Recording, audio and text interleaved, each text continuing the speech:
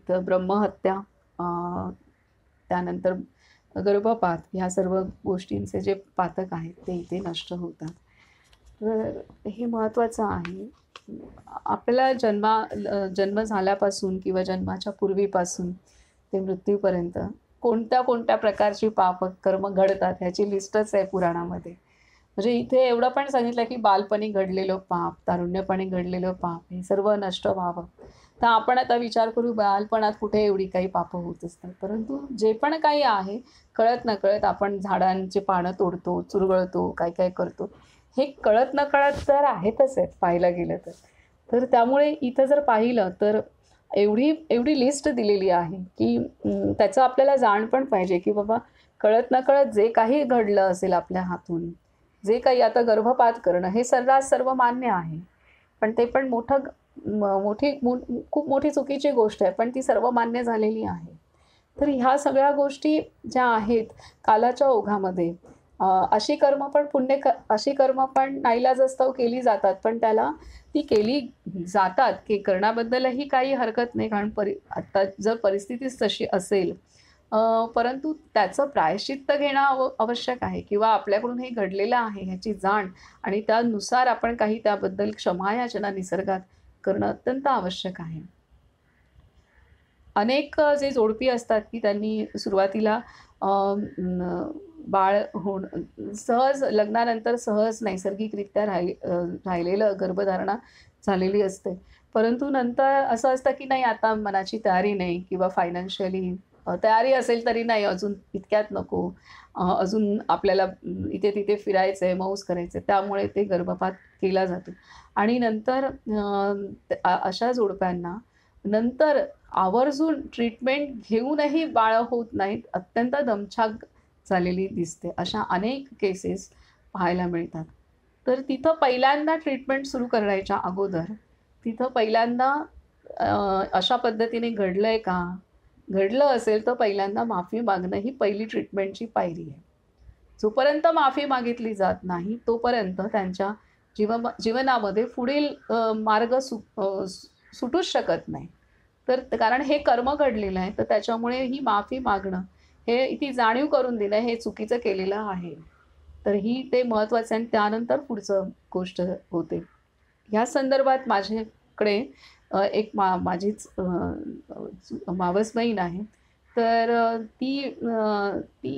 बाळासाठी ती लॅप्रोस्कोपी करणार होती. त्यासाठी तिने एक 50,000-55,000 बाजूला ठेवले होते. तर तेव्हा मी ठाण्यात नुकतीच प्रॅक्टिस करायला सुरुवात केली होती. तर तिला म्हटलं की तू करायच्या अगोदर एकदा माझ्याकडून पोट तपास आणि मग ते पोट तपासलं आणि तिला म्हटलं की तू गर्भपात केला होतास का?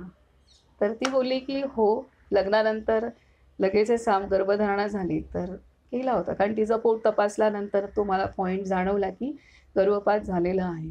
तर ती बोलली पण हे कोणालाच नाही माहिती. आणि मी म्हटलं पहिल्यांदा माफी मागायची आणि गर्भधारणा राहिली आहे तुला लगेचच सहजच, तर तुझ्यामध्ये मोठा प्रॉब्लेमच नाही आहे आणि मोठा काहीच अडथळा नाही आहे. कारण कुठलेच अडचण नाही आहे. हे पहिल्यांदा सिद्ध झालेलं आहे म्हणूनच गर्भधारणा राहिली. त्याच्यामुळे आत्ता पण लॅप्रोस्कोपी वगैरे करायची काहीच आवश्यकता नाही आहे. तर त्यानंतर मग मी तिला औषधं दिली. त्यानंतर 2 महिन्यामध्येच तिचं गर्भधारणा झाली. पहिल्यांदा माफी मागणं हे काम करायला सांगितलं आणि त्यानंतर जी ट्रीटमेंट झाली त्याच्यात दुसऱ्या महिन्यातच अ, हे झालं, गर्भधारणा झाली. तर ह्या घटना आहेत. तर हे घडतं. पण आज ही जाणीवच नाही आहे माणसाला, की ही कर्म जी आहेत, ही कर्म निषिद्ध कर्मामध्ये येतात. ही कर्म खूप मोठ्या पातकामध्ये येतात. ही जाणीवच नाही आहे. म्हणजे संवेदन क्षमता, कारण हे टेकन फॉर ग्रांटेड धरलंय. असं करणं सर्व मान्य आहे. परंतु खूप मोठी कर्माची गती आपली बिघडते, हे त्यामध्ये ज्ञानच नाही आहे. तर ह्या पद्धतीने आहे. आता जर ती भेटली नसती, मी तिथे गेली नसती, तर तिची गायनेकॉलॉजिस्टला दक्षिणा होतीच आहे 50,000ची आणि त्याच्यानंतर पण ज्या ट्रीटमेंट झाल्या असत्या, त्या कारण नसताना शरीराला दिल्या गेल्या असत्या.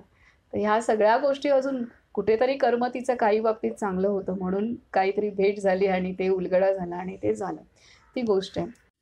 आपल्या ग्रंथांचा अभ्यास केला असता आपल्याला लक्षात येईल की आपल्या हातून कोणत्या चुका होत आहेत. अगदी आपल्या देवी देवतांनी सुद्धा तप केले.